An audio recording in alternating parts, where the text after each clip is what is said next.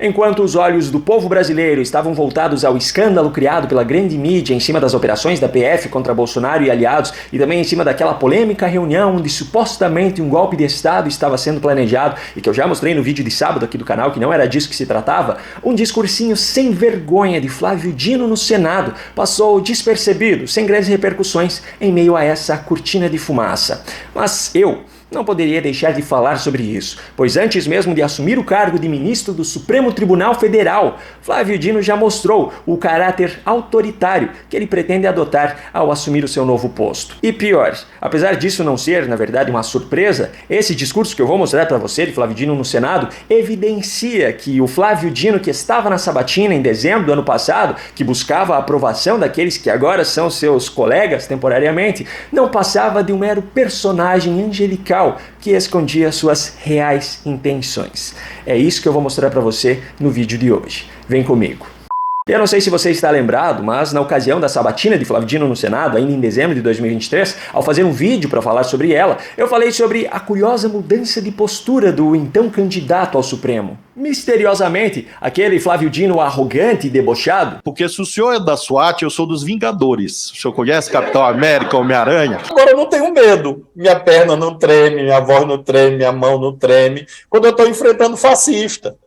Não pode botar um fascista, 10, 20, 30. Não compareceu à sabatina. Quem compareceu foi o candidato Flávio Dino. Doce, respeitoso, cordial até mesmo com seus mais ferrenhos opositores e até com uma carinha angelical. Mas não era só na inocência do olhar ou na doçura das palavras que Flávio Dino desempenhava o seu papel digno de um Oscar.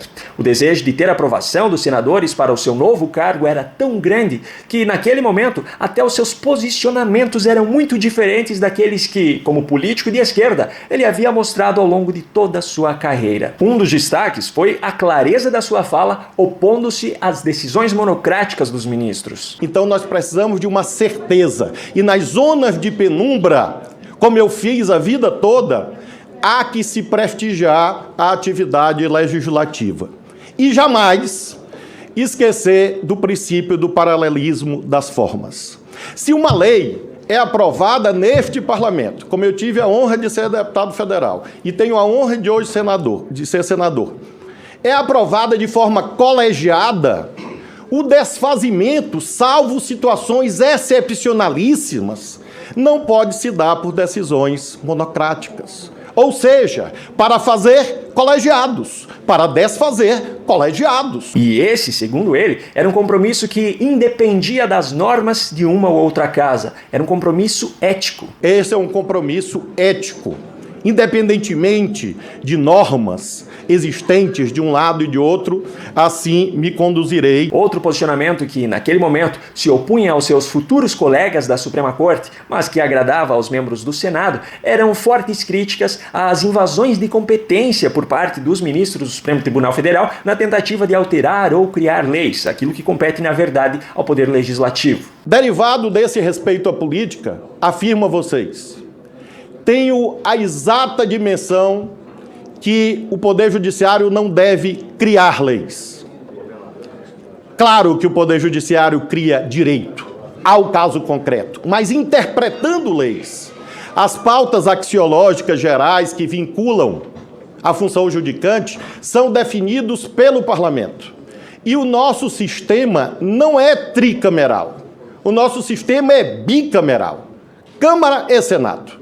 Não existe um poder legislativo em que atuem simultaneamente Câmara, Senado e Supremo. Bom, por mais que pareça agora desumilde e até arrogante da minha parte, me permita dizer, eu avisei. Lá naquele vídeo, em dezembro de 2023 ainda, eu já disse isso aqui.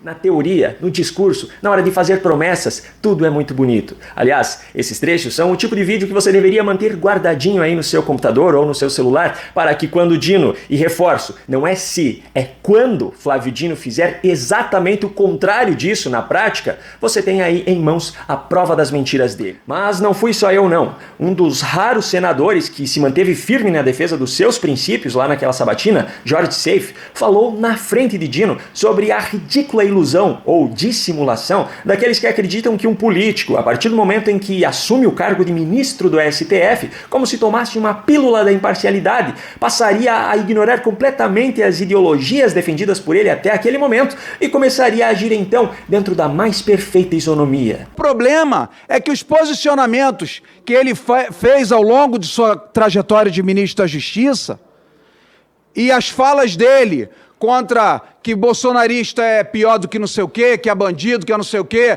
que quem é caque, não sei o quê, é vagabundo, é terrível, é perseguição. E aí a gente imaginar que depois que o cara bota uma capa preta, ele vira um anjo protetor da Constituição, por favor. Mas, infelizmente, como eu citei agora há pouco, Jorge Seife foi uma das raras exceções naquela sabatina a ter defendido de fato seus princípios e a ter votado contra a indicação de Dino. Mostrando-se comparáveis a uma penca de bananas, a maioria dos senadores aprovou a indicação. A partir daquele momento, então, Flávio Dino já não precisava mais desempenhar aquele papel angelical. Deixou o Ministério da Justiça fazendo com Lula uma defesa da humanização do combate aos pequenos crimes, afirmando que aqueles praticados sem violência ou sem grave ameaça à pessoa não deveriam mais ter como destino a prisão. Nesse período entre a sua saída do Ministério e a sua posse no Supremo, Dino ocupa o cargo de senador, cargo para o qual foi eleito. E então chegamos a esse discurso feito por ele no plenário do Senado, que eu vou mostrar para você nesse vídeo, e que foi ocultado pela cortina de fumaça criada pela mídia, em cima de todos esses escândalos envolvendo as operações da PF, também aquela reunião, mas que mostram quais são os reais posicionamentos do novo ministro. Usando a Suprema Corte dos Estados Unidos como base para os argumentos desse primeiro trecho que eu vou mostrar para você, Flávio Dino mostrou seu posicionamento contrário à estipulação de mandatos com prazo fixo para os ministros do Supremo Tribunal Federal. A conclusão que extraio, senhor presidente, é que não é a mera existência de mandato no Tribunal Supremo que define se ele é compatível ou não com a democracia. Flávio Dino defendeu também as absurdas atuações dos ministros nos julgamentos daquilo que eles chamam de atos antidemocráticos e estendeu sua defesa também para as atuações frente aos demais poderes. Tampouco é deplorável que haja uma Corte Suprema que julgue atos antidemocráticos que eventualmente tenham sido perpetrados. Não é também incompatível com a democracia que exista o controle de constitucionalidade das leis e, portanto, um controle jurisdicional sobre o conteúdo de atos praticados pelo Poder Legislativo e pelo Poder Executivo.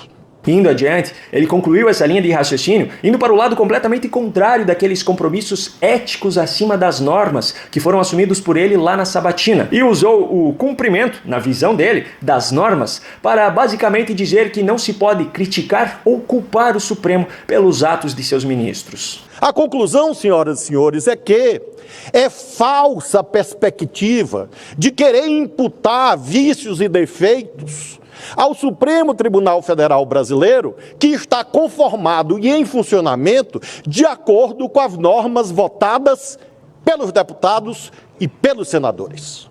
Outra argumentação feita por ele foi praticamente uma censura à possibilidade dos senadores pedirem impeachment dos ministros do STF, o que está previsto na Constituição. Mas, segundo ele, esses pedidos não têm embasamento legal, mas são justificados simplesmente pelo fato do político não ter gostado da decisão. Vejo com muita preocupação falsas soluções. A ideia, por exemplo, de que o Senado é quase que obrigado moralmente a votar o impeachment de um ministro do Supremo. Impeachment por quê? Impeachment porque não gostou da decisão? Isto não é impeachment. Impeachment é uma sanção por crime de responsabilidade, tipificado em lei, Lei 1079 de 50. Não existe impeachment por gosto. Não existe impeachment pelo conteúdo da decisão judicial. Outra censura que ele defende desde já, antes mesmo de assumir o cargo, é sobre o uso do termo ditadura do judiciário. Nós precisamos afastar certos termos do debate. Eu ouvi muitas vezes aqui na minha sabatina do dia 13 de dezembro a expressão ditadura judicial. Onde está essa ditadura judicial que ninguém vê? E na sequência ele ainda afirmou convictamente que o uso dessa expressão, segundo ele, não apenas é inadequado, como ainda atrapalha o bom debate. Não há ditadura judicial no Brasil. Essa é uma expressão não só equivocada, não só destituída de ponderação.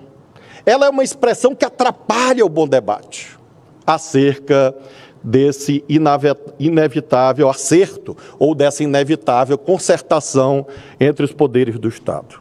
E por fim, não faltou ainda repúdio às críticas direcionadas a ministros específicos pelas suas atuações.